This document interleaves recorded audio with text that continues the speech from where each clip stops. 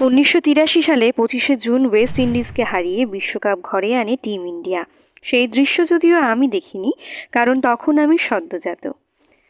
তবে বাবার মুখে বহুবার শুনেছি সেই ম্যাচের টার্নিং পয়েন্ট ছিল কপিল দেবের একটা ক্যাচ। 2025-এ সেই দৃশ্যে পুনরাবৃত্তি ঘটালো অমনজোতের ক্যাচটা।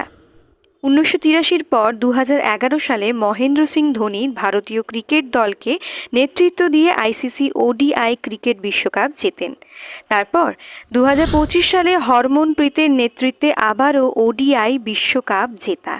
এই সেই ভারতবর্ষ যেখানে মেয়েরা রাতে নিরাপদ নয়, সন্ধ্যা 7টা বেজে গেলে ঘরের মেয়ে ঘরে না ফিরলে যেখানে বাড়ির লোকজন দুশ্চিন্তায় পাগল হয়ে যায়, সেখানে এই ভারতের মেয়েরাই প্রায় 31 কোটি ভারতবাসীকে জাগিয়ে রাখল মধ্যরাতে। মধ্যরাতের অন্ধকার আকাশকে আলোয় আলোয় ভরিয়ে দিল তাদের জয়। এই জয় প্রতিটা ভারতবাসীর জয়, প্রতিটা কন্যা ভ্রূণ হত্যার মুখে সপাটে থাপ্পড় মারল কালকের জয়।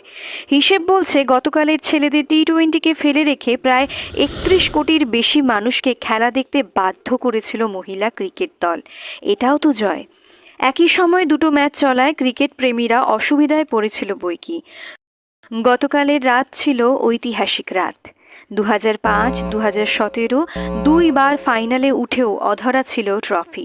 স্বপ্ন ভঙ্গ হয়েছিল বিশ্ব চ্যাম্পিয়ন হওয়ার। সেমিফাইনালে অস্ট্রেলিয়াকে ওইভাবে হারানোয় আমাদের মনে কিছুটা আশার সঞ্চার হলেও 22 গজকে কখনো বিশ্বাস করা যায় না। শেষ হাসিটাকে হাসবে সেটা বোধহয় 22 গজ নিজেও জানে না।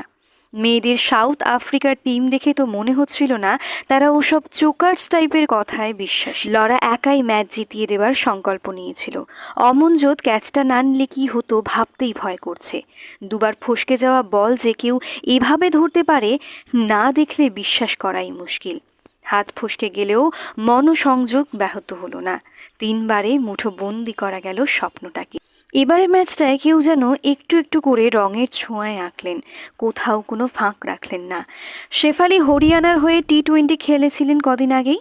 স্বপ্নেও জানতেন না তাকে বিশ্বকাপ সেমিফাইনালে আর ফাইনালে খেলতে হবে। কিভাবে খেললেন প্রতিকা রাউলের ইনজুরি হওয়াতে? একেই বলে ডেস্টিনি। তারপর তো শেফালি স্বপ্নকে মুঠোয় ভরলেন, বাস্তবটাকে আঁকলেন নিজের হাতে। 87 রান আর গুরুত্বপূর্ণ দুটো উইকেট নিয়ে ম্যাচ ঘুরিয়ে দিলেন। হরমনপ্রীত, জেমিমা, অমনজোত, রিচা, দীপ্তি ঘোষ কাঁদলেন মেয়েদের ছিঁচকাদুনে নামের বদনাম বহাল রেখেই। সঙ্গে কাঁদালেন রোহিত শর্মাকেও, কাঁদালেন গোটা ভারতবর্ষকে। ঝুলন গোস্বামী, মিতালি রাজের এতদিনের লালিত স্বপ্নের ঐতিহাসিক